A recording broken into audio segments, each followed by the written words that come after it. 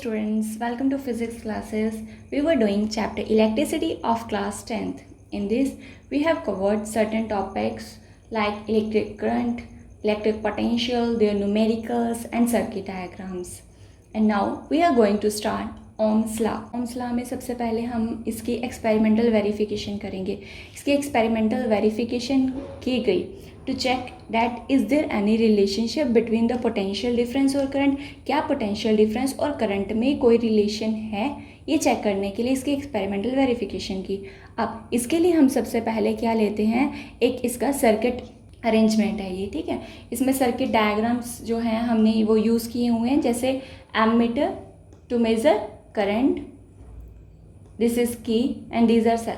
हमने इसमें एक नाइक्रोम की वायर ली, उस एक पर्टिकुलर टेम्परेचर पे हम ये एक्सपेरिमेंट को परफॉर्म कर रहे हैं, ठीक है. देखो यहाँ पे X Y is a nichrome wire. Ammeter current को मेज़र करने के लिए होता है और ये हमेशा हम सीरीज़ में इसको कनेक्ट करते हैं, इसके साथ ये सीरीज़ में अटैच है, ठीक है. और जो पोटेंशियल डिफरेंस को मेज़र करने के लिए हमने यहाँ पे वोल्ट मीटर लगाया हुआ है और वोल्ट मीटर को हम पैरेलल में लगाते हैं, तो ये वायर के साथ पैरेलल में अरेंज है. हमने क्या चेक करना है कि relation between V and I, कि क्या इनमें रिलेशन है. तो हमने यहाँ पे 4 सेल्स यूज़ किए हैं 5 वोल्ट के, ठीक है. पहले हम एक सेल का यूज़ करेंगे 5 वोल्ट, देन अगेन हम क्या करेंगे और सेल्स का भी यूज़ करते हुए पोटेंशियल को इंक्रीज़ करेंगे, ठीक है. और करंट को एमीटर में क्या करेंगे, मेज़र करेंगे. अब देखो सबसे पहले हमने क्या किया, यहाँ पे इस वायर को यहाँ से कनेक्ट किया, ठीक है. मीन्स हमने इसमें 5 वोल्ट का सेल लगाया हुआ है. तो उस टाइम पे यहाँ पे अगर हम देखें तो हमारे पास पोटेंशियल डिफरेंस की वैल्यू हम यहाँ पे मेज़र करेंगे, ठीक है. और करंट की वैल्यू यहाँ पे.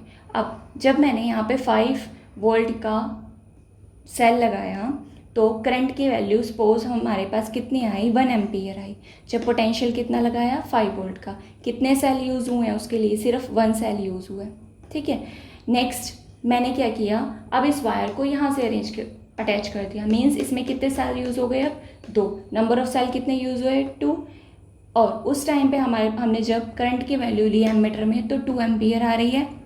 पोटेंशियल डिफरेंस मेज़र किया गया, वो 10 था क्योंकि 2 सेल यूज़ हुए हैं, ठीक है. नेक्स्ट टाइम हमने वायर को यहाँ से यहाँ पे अटैच कर दिया. जब यहाँ पे अटैच किया तो अब सेल 3 यूज़ हो रहे हैं एंड पोटेंशियल डिफरेंस की वैल्यू कितनी है हमारे पास, 15. और करंट हमने मान ली कि कितना आ रहा है हमारे पास, हमने करंट जब एमीटर में यहाँ पे मेज़र किया तो 3 एम्पियर करंट आ रहा था. नेक्स्ट टाइम हमने 4 सेल्स का यूज़ किया. जब हमने 4 सेल्स यूज़ किए तो हमारे पास पोटेंशियल डिफरेंस है उसकी वैल्यू कितनी है, 20 वोल्ट.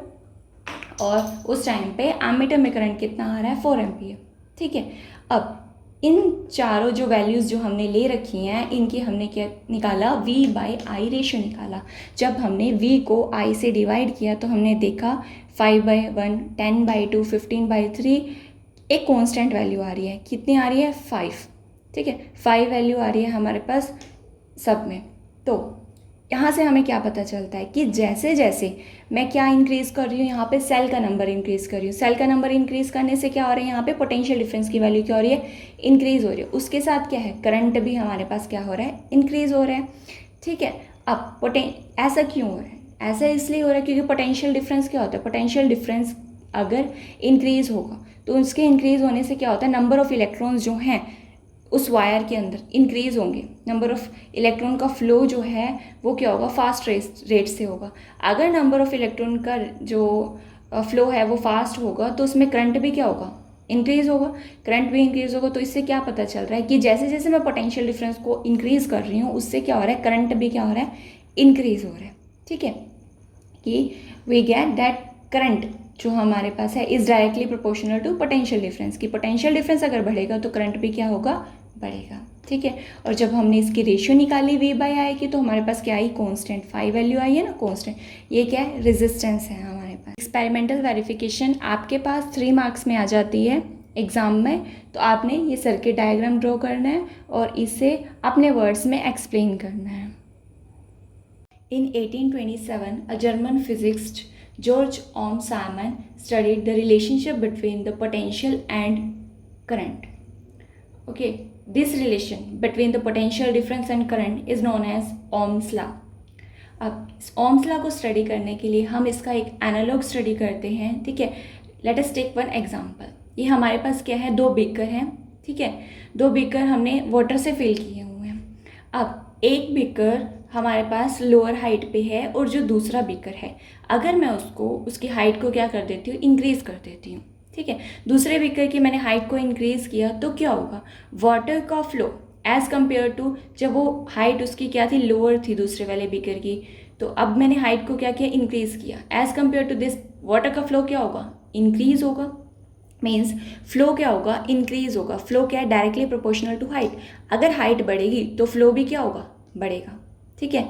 अब सेकेंड केस में मैं क्या करती हूँ, उस जो हमने क्या लिया है, उसकी जो पाइप है जिससे वो अटैच है, उसकी मैंने जो उसको थिनर कर दिया, ठीक है। अगर मैंने पाइप को थिनर कर दिया तो क्या होगा, फ्लो क्या हो जाएगा, कम हो जाएगा। मीन्स अगर मैंने थिनर इंक्रीज़ किया, उसे थिन किया, और तो फ्लो क्या हो जाएगा, कम हो जाएगा उसमें से, ठीक है। तो अगर हम इनसे निकालें तो क्या होगा, फ्लो किसके डायरेक्टली प्रोपोर्शनल, हाइट के। मीन्स अगर आप हाइट को इंक्रीज़ करते हो तो फ्लो भी इंक्रीज़ होगा, और अगर आप उस पाइप को थिनर बनाते हो और तो फ्लो क्या हो जाएगा, कम हो जाएगा। सिमिलर वे हमारे पास क्या है, ओम्स लॉ है। हाइट की जगह हम, हाइट किसका एनालॉग है हमारे पास, पोटेंशियल का, कि अगर पोटेंशियल को इंक्रीज़ करते हो तो करंट भी क्या है, इंक्रीज़ होगा। फ्लो इंक्रीज़ होगा मीन्स करंट भी क्या होगा, इंक्रीज़ होगा। और अगर आप थिनर करते हो उस पाइप को, ठीक है, तो क्या होगा, फ्लो डिक्रीज़ होगा। इन द सिमिलर वे अगर आप क्या करते हो, यहाँ पे रेजिस्टेंस की वैल्यू को इंक्रीज़ करते हो तो क्या होगा, हमारे पास करंट क्या होगा, कम होगा, ठीक है। रेजिस्टेंस क्या है, basically is the opposition to the flow of the charge carriers. Resistance क्या करती है, चार्ज कैरियर्स को रोकती है आगे जाने से।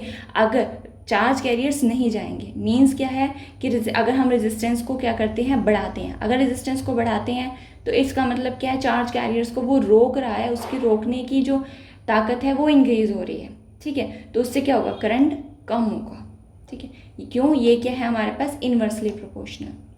तो ओम्स लॉ क्या कहता है कि जो इलेक्ट्रिक करंट है किसी कंडक्टर में से अगर वो फ्लो कर रहा है, वो किसके प्रोपोर्शनल है, पोटेंशियल डिफरेंस के across the end of the conductor. और उस टाइम पे टेम्परेचर को क्या रखा हुआ है, कांस्टेंट रखा हुआ है अक्रॉस द कंडक्टर। तो हमारे पास जो इलेक्ट्रिक करंट है वो किसके प्रोपोर्शनल होगा, पोटेंशियल डिफरेंस के। और हम इसे कैसे लिख सकते हैं, V is proportional to I। जब हम प्रोपोर्शनलिटी को हटाते हैं तो क्या आता है, एक इक्वल टू आता है और एक प्रोपोर्शनलिटी कांस्टेंट आता है। So here R is the proportionality constant, V is equal to I into R। Proportional को हटा के इक्वल टू आया और R आ गया, ठीक है। So we get V upon I is equal to R। और हम करंट की वैल्यू को अगर हम निकालें तो V upon R is equal to I। आप इस एग्जाम्पल से इसको अच्छे से समझ सकते हो। This is the graph of Ohm's law. ये क्या शो कर रहा है हमारे पास कि पोटेंशियल जो है is directly proportional to current, ठीक है। हमने एक्स एक्सिस पे यहाँ पे पोटेंशियल लिया है, वाई एक्सिस पे हमने क्या लिया है, करंट, ठीक है। तो जैसे जैसे हम पोटेंशियल को क्या करते जा रहे हैं, इंक्रीज़ करते जा रहे हैं, वैसे वैसे क्या हो रहा है, करंट की वैल्यू भी हमारे पास डायरेक्टली क्या हो रही है, इंक्रीज हो रही है। This is Ohm's law triangle. To remember the formula of Ohm's law, ठीक है। अगर हमें V निकालना है तो V को सर्कल कर दिया, V इज इक्वल टू नीचे क्या आ जाएगा हमारे पास I इंटू R। और अगर हमें क्या निकालना है, I निकालना है तो I को सर्कल कर दीजिए, उसके सामने क्या है, फ्रंट में V अपॉन R। और अगर हमें R निकालना है तो R के पास क्या है हमारे पास, उसके सामने क्या आएगा हमारे पास, V अपॉन I। तो आप यहाँ से इस फॉर्मूले को रिमेंबर रख सकते हो।